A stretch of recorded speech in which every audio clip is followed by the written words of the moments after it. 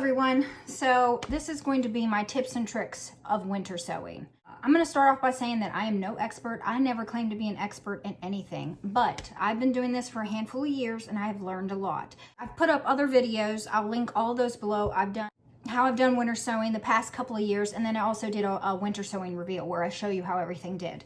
I've made mistakes. I've learned from those mistakes, and now I want to share with you, what to do and what maybe you shouldn't do.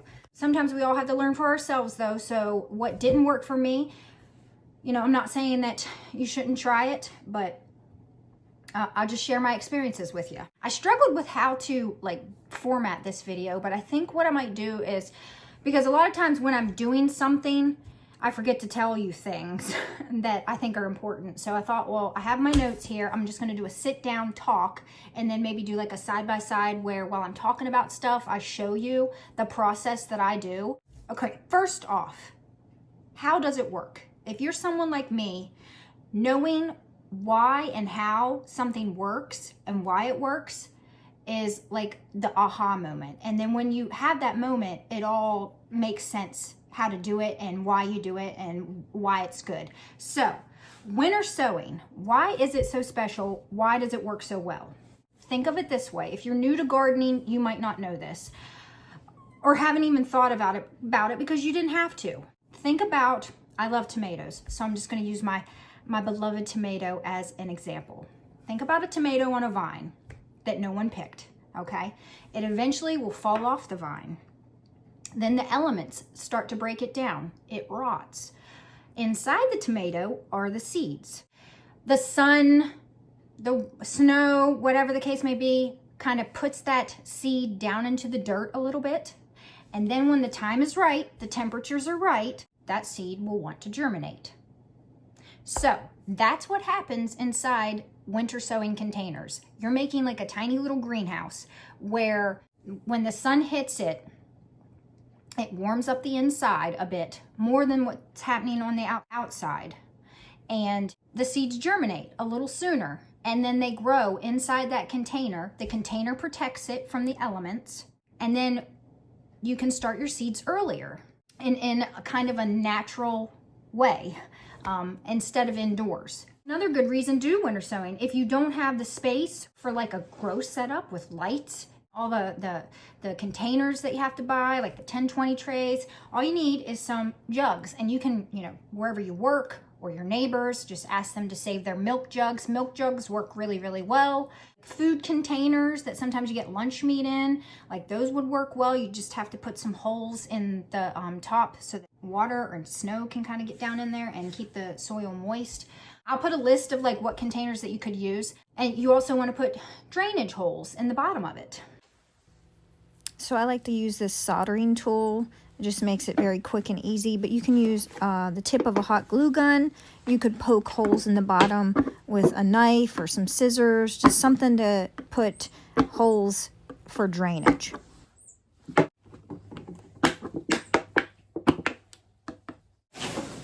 whole bag here is filled with ones I used previous years, and so they're all ready to go. And this is about how low I cut them, and then I put the dirt up to right about here. Nice sharp knife, because you don't want to keep the cap.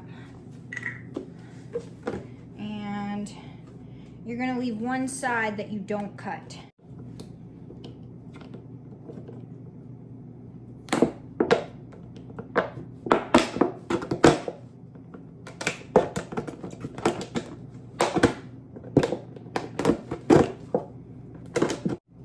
Now, you could do this with scissors too. I might need to because this knife doesn't seem like it's sharp enough.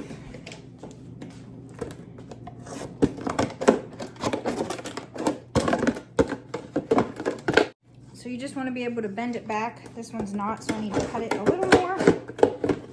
And then that's, you leave the one side.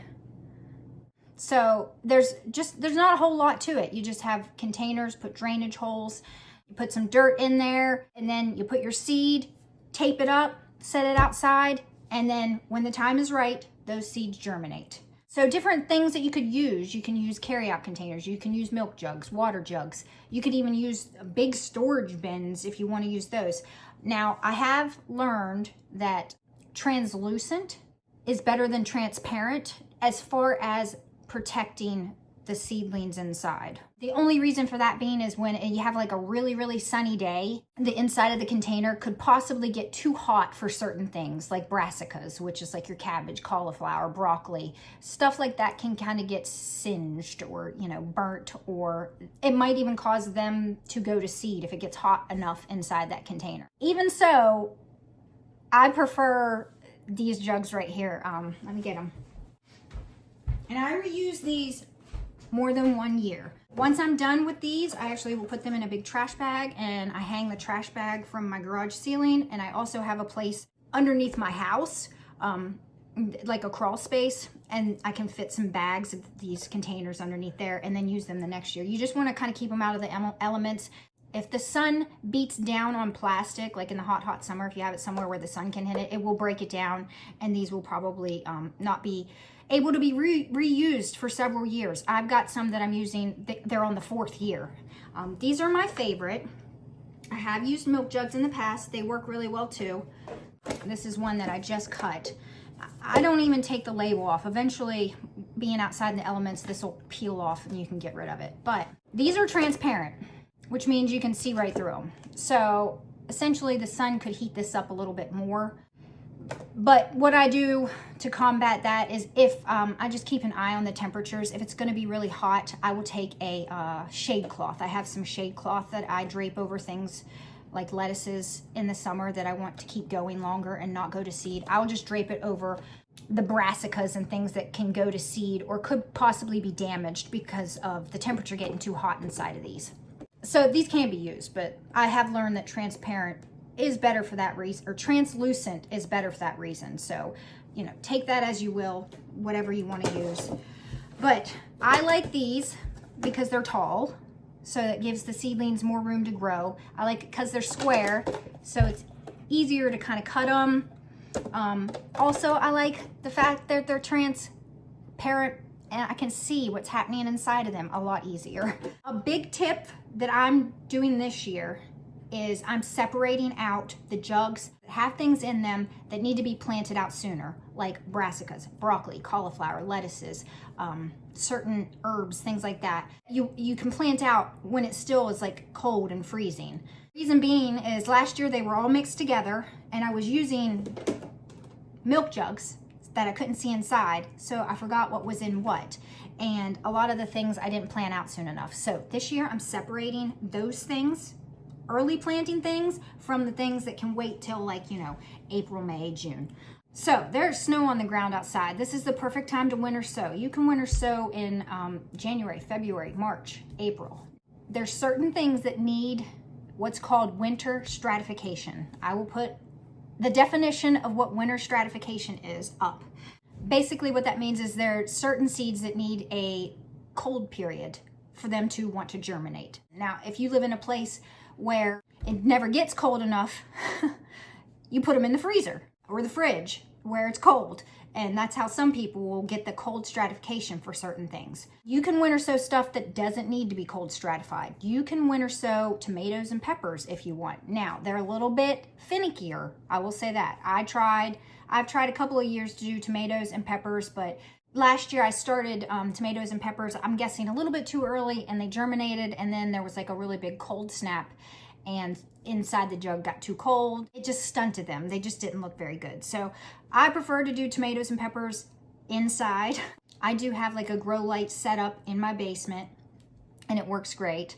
But you just have to start, I guess it technically wouldn't be like winter sowing. It'd be more like you'd want to do it spring sowing your tomatoes and peppers in these jugs, because it will get them going faster and kind of protect them a little bit. But you can winter sow pretty much anything. I'll put a list of all the different kinds of things that you can winter sow. I have an entire jug here of a bunch of stuff that I've picked out that I want to winter sow. I've got different lettuces that I want to sow. I've got all kinds of flowers.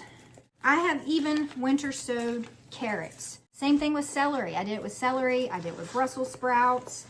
I've got calendula. Yeah, there's just all kinds of stuff. Basils. I've winter sown basils. Bachelor button, edible flowers. There's all kinds of stuff I'm winter sowing. Bee balm, echinacea. One flower that works fantastically winter sowing, because I've tried it winter sowing and I've tried to sow it regularly, is snapdragon seeds and hollyhocks. They do really well with winter sowing. Okay, so we've talked about cold stratification. Then there's also another term called vernalization. So again, that's something that certain seeds need to create really good flowering. And that's what you want, right? You want your plants to flower so they give you fruit, or they give you, production of whatever that is. Those are the two terms that you kind of need to know with winter sowing: cold stratification, vernalization. Another thing that I've learned about winter sowing things is that they create much hardier plants because they were started outside in the elements. It's also good to start things outside because you also don't have that hassle of having to harden them off. And hardening off means that if you start things inside, you can't just take them directly outside where they're going to get beaten on the sun. They will actually burn and possibly kill your plants. So because you've winter sown and you stuck stuff outside already, you don't have to do that. To harden things off, you have to do it very steadily, like a couple hours a day. So you take everything outside. This is what I do with my tomatoes and my peppers. It's a pain in the butt, but I do it. I have to take them outside, send them outside for a couple hours, bring them back inside. Next day, take them back outside, another hour more, and do that until they build up the tolerance of the sun. Winter sowing, you don't have to do that. They're already outside. They're already hardened off. They're ready to go. They're sturdy plants. Some things that you don't want to use to winter sowing would be like a dark container that light can't get in, because a lot of things need some light to germinate, or after they've germinated, they need the light to photosynthesize. There's certain seeds that don't need light to germinate, but once they've germinated, they need light to live. Don't use anything that's completely like a dark container. You need something translucent or transparent, something that lets light in. So I think I've gone over all my tips and tricks. Now I'm going to kind of show you the process of how I do it and keep track of what I've winter sown, so I don't re-sow it, or when I end up having a ton of jugs. There's probably going to be like 150 jugs that I winter sow this year. And you don't have to do it all at once. Like, I'm probably not gonna winter sow everything today. I'm gonna try to do a lot, but I probably don't even have enough seed starting mix. And that's another tip that I want to talk about. Seed starting mix. I'm going to be using, it's actually just potting mix. Last year, I'll tell you, and I talk about it in my winter sowing reveal, I used a little bit of garden soil. I had a bunch of garden soil delivered to my house. It was sitting right out here, and I thought, well, let me see if I can winter sow in garden soil. And I kind of did a mixture of garden soil and mushroom compost and potting mix. I have to say that some of them did not do so well. I think there was just certain seeds that the garden soil was too heavy for. So a little tip is maybe don't use straight garden soil. Maybe mix just a tad bit. If you wanted your potting soil, like your bag potting soil or your seed starting mix or whatever it is you're using to go a little further, maybe mix just a little bit of garden soil into that. But not have it all be garden soil, because I think that can hinder certain seeds. It's just kind of heavy. So that's another tip for you there. I am using Pro Mix. So it's this big old container of potting mix. It's got some, it says it's moisture control. It's got mycorrhizae in it. So we're gonna go over, we're gonna sit down, and we're gonna do this together. This is how I do stuff in winter, because it's really cold outside and I don't want to be in my garage doing it. So I usually just make a mess in my kitchen, and then I will clean it all up. If you don't want to make a mess, you can do this in your garage or outside, but it's gross outside. I'm not going outside. I reuse my tags. So like this one has something on it. I'll just cross that out, and right on the other side, what I'm winter sowing in each container. So I write on one of these and stick it inside the container. Another tip, Sharpie industrial markers. it will say, you can get like a box of these of 12. I'll link them down below in the description. They're incredible. They're the only thing I've ever used that the summer elements, winter, whatever, water doesn't wear off. As you can see, this spent all summer in the ground and it looks like I just wrote it. So this is from last year. It'll have red writing. So here's a regular Sharpie. They don't work. They don't work. They wear off about a month into the summer and you won't know what you have planted where. Industrial Sharpie, I'm telling you, these are fantastic. There's probably other things you can use, but someone suggested these to me a couple years back and they are splendid. So Industrial Sharpie.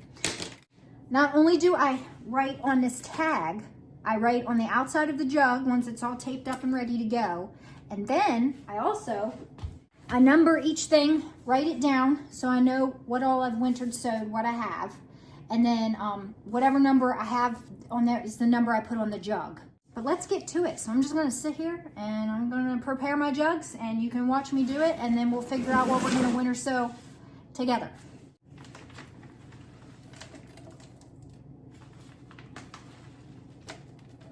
All right, so this is probably even more than enough.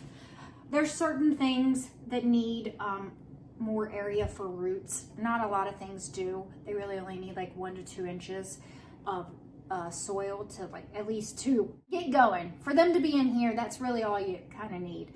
So that's about how much I'm filling it. And while I'm doing this, I'm figuring out there's something else that I should tell you, and something else I should have done is moistened this. So I am now see, I'm telling you, I don't know everything. Sometimes I just learn as I go. I do know that you want your soil to be moist when you plant seeds. You want the soil to be moistened. So this is kind of dry. So I'm actually going to use this big red tub here. I'm going to dump this in here. I'm going to moisten it. So I'm going to dump this back out.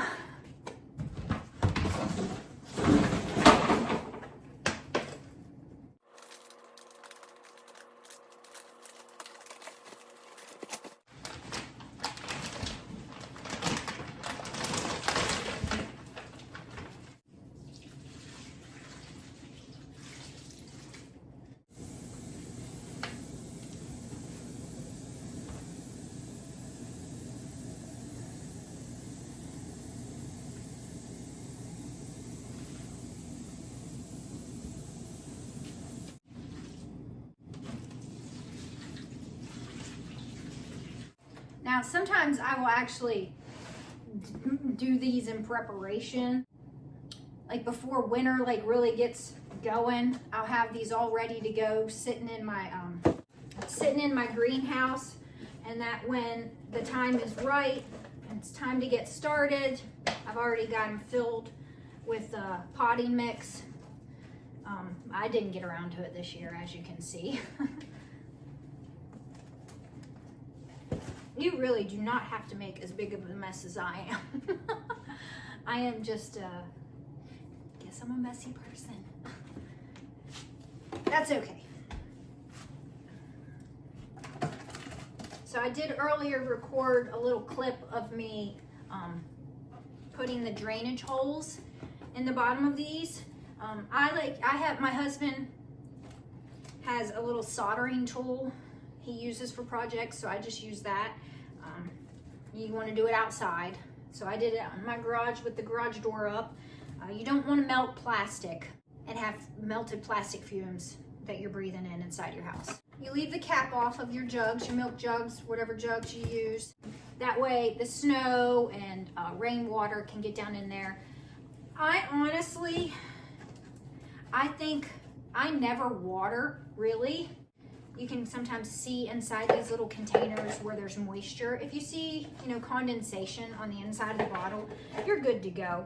They usually don't dry out. I think I've watered maybe once. I'll water them. If I procrastinate and I don't get around to planting everything because I winter sow so much, I will have to water more frequently as the months get warmer.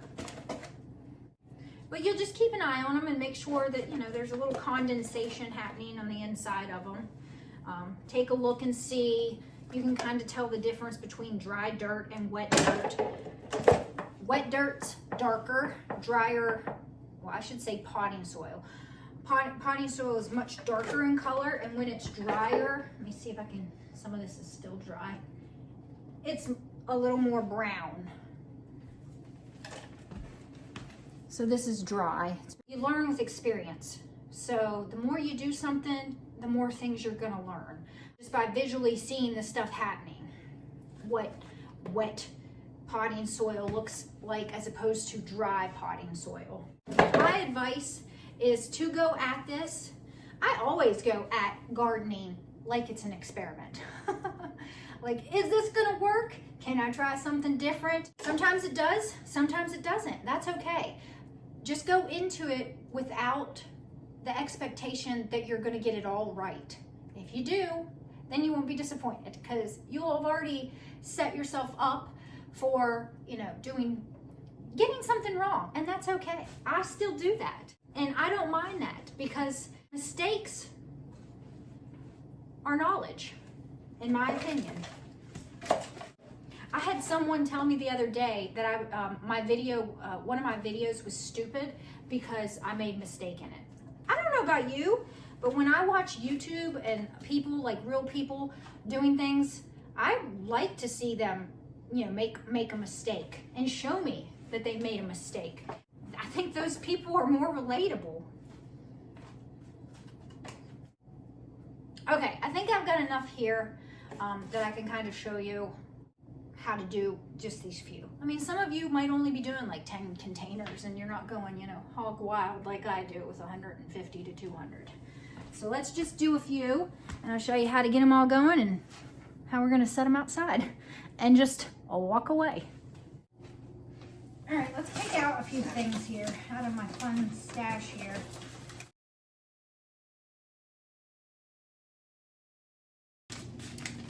All right, I'm gonna show you a few of the things that I'm gonna just winter sow for you. A lot of things, if you're new to planting stuff, if you look at the back of the packaging, it'll tell you how deep to kind of press it in. Rule of thumb is twice as deep into the soil as the seed is wide. So like calendula, this is calendula seeds. They look like dried up little worms. So this is zeolites calendula. I am going to press that down in quite a bit deep. So as big as the seed is, I'm gonna put it twice as deep into the soil. Now there's some that packets on it, I don't have any right now, but it'll say surface sow. So basically you just sprinkle on the surface and maybe press very, very gently to make sure it's in contact with the soil, but you don't cover it. So surface sow, that's what surface sow means. You just want the seeds on the surface. You don't cover them with any potting mix or soil or anything like that. You know, cabbage seeds, things like that. Usually what I'll do, let me show you. I've got this red rock, mammoth red rock cabbage here. I'll show you it exactly what I'm gonna do. Lots of seeds. So this is gonna be a brassica, so I'm gonna separate this out from flowers and such. So there's the seeds, and really all I do is sprinkle them all around. It's probably a bit more than I need, but and then I'm going to take just a little bit more potting soil instead of, you know, pressing it all down. And I'm just going to cover them lightly and then press that down. And that's all you do. With like calendula seeds, let's do those. So that's red rock. Let's not get these all mixed up. So I'm going to take a few of these zeolites calendula. I traded for these, or they were a gift. I can't quite remember. And I'm going to, it's hard to do without someone recording me. I'm going to lay them down.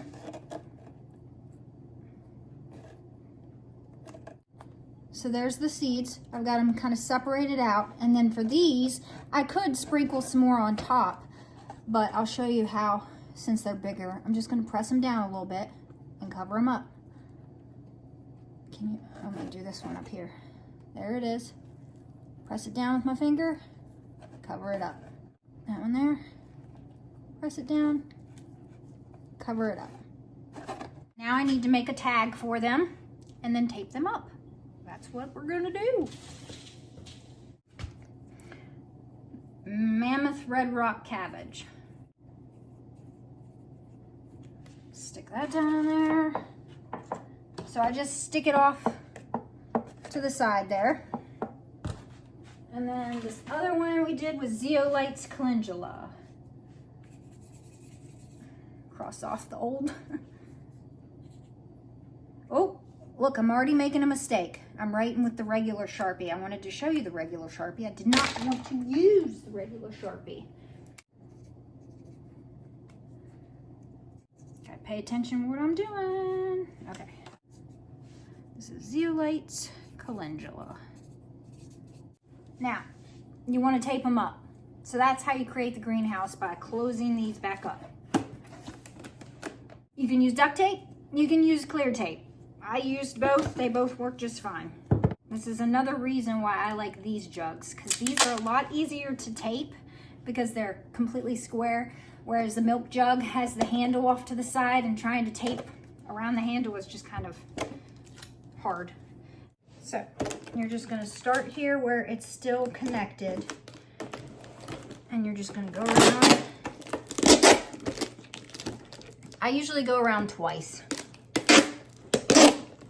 Make sure I've got it nice and closed up.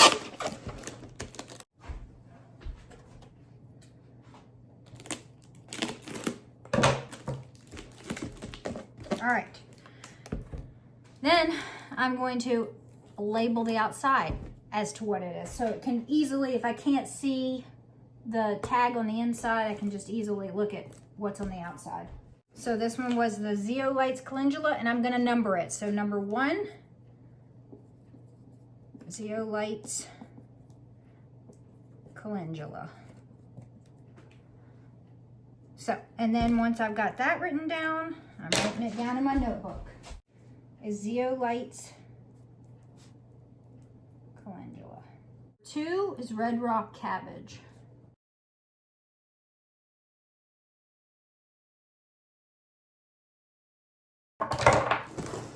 Now I will also be doing a winter sowing reveal again, because I just think they're fun. I like to watch them, so I like to do them. But there's the 2 I've got done. I'm going to continue and try to do, I've gave myself a goal to do at least 50 jugs today. And now I'm going to show you what I do with them once they're all finished. And it's as simple as this. It's as simple as this. This is what winter sowing is. Container, potting soil, seeds, outside.